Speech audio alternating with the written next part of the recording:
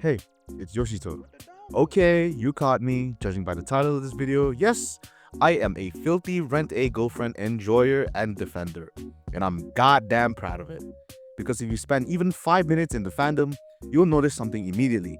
People absolutely hate Chizuru, and not just a little bit either. It's just some of the meanest comments you can think of for a fictional character, by the way, calling her stuff like slut, gold digger, manipulator, etc. And honestly, at first glance, I kinda get it. From the outside, the story looks simple. Kazuya spends hundreds of chapters chasing Chizuru. He spends ridiculous amounts of money renting her, he supports her dreams, he confesses his feelings, and yet she still keeps him at a distance. So, naturally, people ask, is Chizuru actually a terrible character, or is she one of the most misunderstood characters in modern romance manga? After going back to the series, I realized that a lot of the hate directed at Chizuru is completely missing the point of what her character is actually supposed to be. So today, I want to make a case. Not that Chizuru is perfect, but that the hate towards her is massively exaggerated, and I'll happily die on that hill that she is misunderstood. If you watched my videos before, you know the drill. Heavy manga spoilers ahead, so watch at your own risk. This video was also inspired by the Reddit user DasVic, whose detailed Reddit post broke down the nuance behind Chizuru's actions and shed light on why Chizuru is one of the most misunderstood characters in modern romance manga. So sit back, grab a snack, and let's get into it. But before I can defend my best girl of the series, we need to talk about why people hate Chizuru. Number 1. She's emotionally distant. Kazuya spends hundreds of chapters chasing her, confesses his feelings, supports her dreams, and she still keeps him at a distance. From the outside, this looks like rejection after rejection, leading some fans to call her cold or heartless. Number 2. The ghosting incident. After the Hawaiian trip, Chizuru disappears for 3 months. Fans see this as cruel and manipulative, interpreting it as her playing with Kazuya's emotions. Number 3. She rejects him multiple times.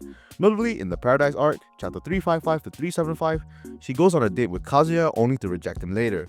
Fans often interpret this as emotionally cruel or intentionally teasing. Number 4. Perceived manipulativeness. Fans accuse her of manipulating situations for her own benefit, like charging Kazuya on trips or keeping him around while seeing other clients. Number 5, now I say this with air quotes, she's selfish or a gold digger, because she prioritizes her work, school, and acting career over jumping into a relationship with Kazuya. Some see her as self-serving. And last but not least, frustration with slow romance pacing. Chizuru's cautious approach means the story moves slowly in terms of romantic resolutions. Fans projecting impatience sometimes blame her for blocking Kazuya, even though she's just being realistic. It's like, have you ever liked someone who's cautious, emotionally guarded, or unsure of their feelings? You might feel frustrated, confused, or even upset with them, even if their intentions are good. That's exactly what fans are feeling when they criticize Chizuru. Let's start with the claim that Chizuru is a gold digger, that she's stringing Kazuya along for money. On the surface, this seems plausible. Kazuya spends ridiculous amounts of money renting her for dates. She even charges him for the Hawaiian trip, even though she could have waived the fee. But here's what the manga actually shows. In chapter 1, Chizuru is already a professional rental girlfriend with over 196 clients. Many of them give her multiple 5-star reviews and go on multiple dates with her. This proves she doesn't need Kazuya to survive financially. In chapters 232 to 233, during the Hawaiian trip, she even gives Kazuya a discount. She isn't exploiting him, the charge was mostly about maintaining professionalism and appearances, especially around other people. Think about this in real life. Imagine someone you know at work goes out of their way to help you consistently.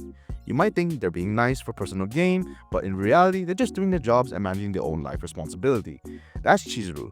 She has multiple clients and responsibilities, and Kazuya is just a piece of her world. Plus, if she truly wants the money, ghosting Kazuya for 3 months will make 0 sense.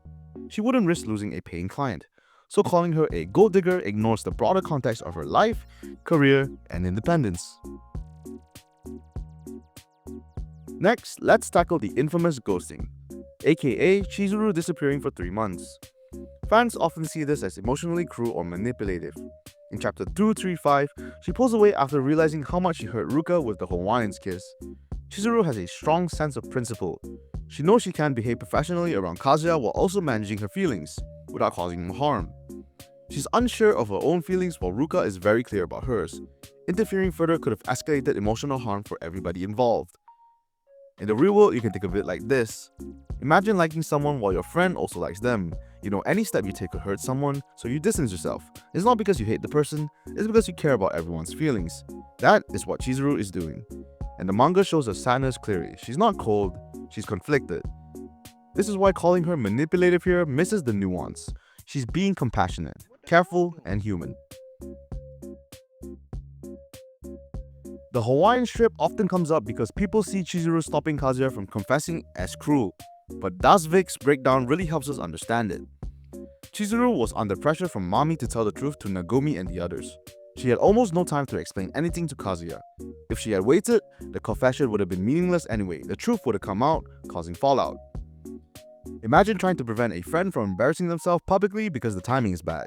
You might look like the bad guy, but you're actually protecting them from the worst outcome. Chizuru was acting like that. She prioritizes consequences over immediate feelings. She's not selfish here. She's strategically compassionate, thinking about everyone involved. Next is the infamous date where Chizuru rejects Kazuya. Many fans see this as cold or manipulative, but context again changes the picture. She agrees to go on a date, asks serious questions, walks with him to romantic spots, and eventually rejects him. Many ask, why bother with a date at all if the plan was to reject him? Here's the nuance. Chizuru didn't know the outcome when the date started. Yes, she prepares for it seriously, as shown in chapter 355, 360, 362, and 375. Her words during the date showed that she considers it meaningful, not just set up. The decision to reject may have come in the moment, for instance when Kazuya couldn't clearly explain why he loved her. She brings the ring, which could have been for starting the relationship, not just returning it. But at the end of the day, you could think of it as this. Imagine juggling your first serious crush, school, part-time work, and family stress. You're unsure about your feelings and scared of making a mistake, so you proceed cautiously. That's Chizuru. Later, when Kazuya carries her home, she initially tells him to move on, but Kazuya makes it clear he'll wait for her. The next day, in the taxi, she finally kisses him. That's a very human, first love reaction. Chizuru is often called manipulative or emotionally unavailable, but remember, most of the story is from Kazuya's perspective, filled with overthinking and projection. Chizuru's inner thoughts are rarely shown, making her seem distant. She's emotionally cautious, which is realistic for someone falling in love for the first time.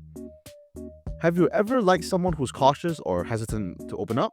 They might respond slowly, seem distant, or be hard to read. That doesn't mean they don't care, it just takes time for them to trust. Chizuru's distance is realistic, emotional caution, not manipulation. To prove to you that Chizuru has a heart, I'm going to list down just a small portion of the actions that show she cares. In the movie arc, in chapter 101 to 110, she trusts Kazuya with her dream, sharing personal ambition. In her grandmother's death, in chapter 164, she shows vulnerability in front of him. How about chapter 203, defending Kazuya? She supports him when others doubted him. Basically, people who are emotionally cautious rarely express affection openly.